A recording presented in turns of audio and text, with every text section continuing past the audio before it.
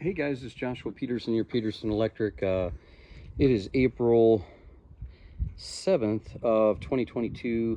Beautiful out right now today for April. Storm is coming in here in just a few days. We got some more underground done. This is going to be labeled for my SEO guy, kind of an urban area of Old Town Fort Collins. I have to move my service, my electrical service, because they're doing a pergola.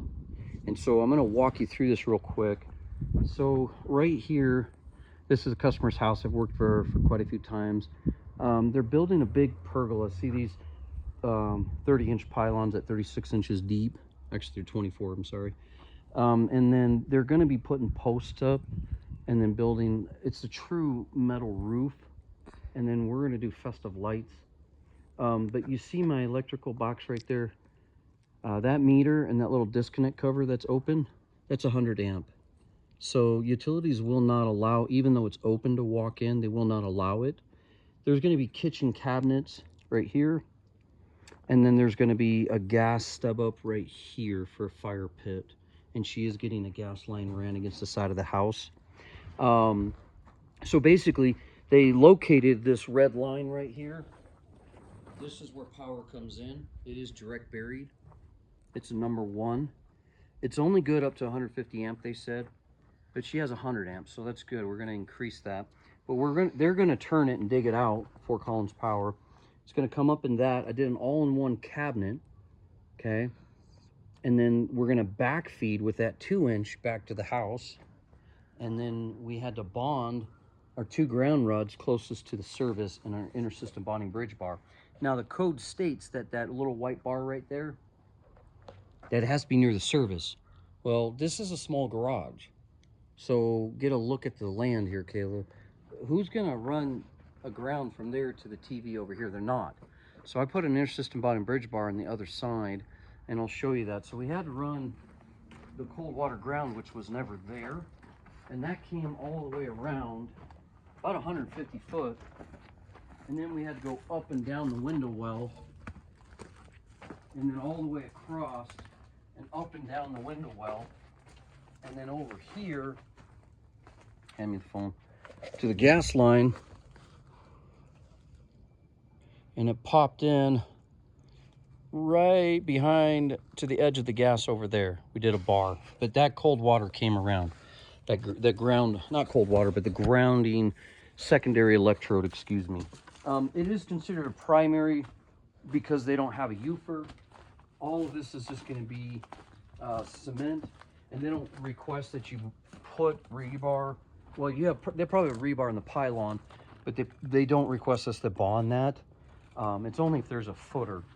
And so they're going to pour slab over all this and then drill their anchors for that support for these beams. They're like 6x6s.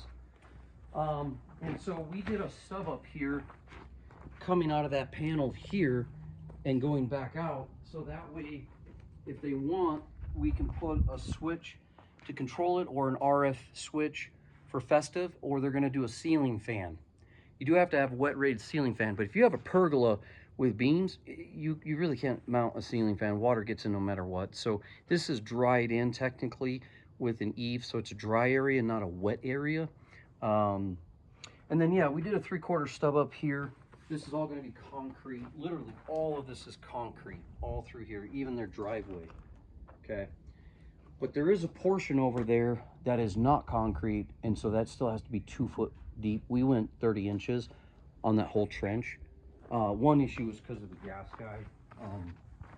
His stub up is here, so you can't be within 24 inches. So this is almost 38 inches, so I dug that deeper and got that in. Yeah, so we got a little PVC box here that'll allow our splice connections to run through, and then later we're going to run our AC unit to this edge. And they didn't trench. She didn't want to kill all her bushes. So the gas guy's running across here too to get to the front because they had to upsize their gas meter. But we're going to run a conduit there later and do that AC stub up right there for her. So we're going to have all that pulled and looped through. And we're leaving this little panel. This panel is only rated for 100 amp. It's in good shape. It's 100 amp squared E, fairly new. And it looks like the breakers are higher than 6'7". It's not, but this is going to be poured up to here. So I'm going to be stepping up 6 inches higher to it. But this will be cut off and put a cap, and then all this will go away next Wednesday and sliced off except for this. So yeah, that's kind of the overview of all of it. It's going to be cabinets here, like I was saying. We're going to have to do outlets on each side. There'll be a countertop piece here. We'll have to do outlets. Like I said, festive lights, maybe a ceiling fan, maybe a motion light. We'll pipe all that later. I'll do another video. But yeah, you do have to move your service if you're building over your meter or a sunroom or an addition. You cannot leave it underneath. And then locates were done past that tree going way out, and I was so close to hitting that. Thank God I quit digging there. But I thought it came in over here, the green mark, but it didn't.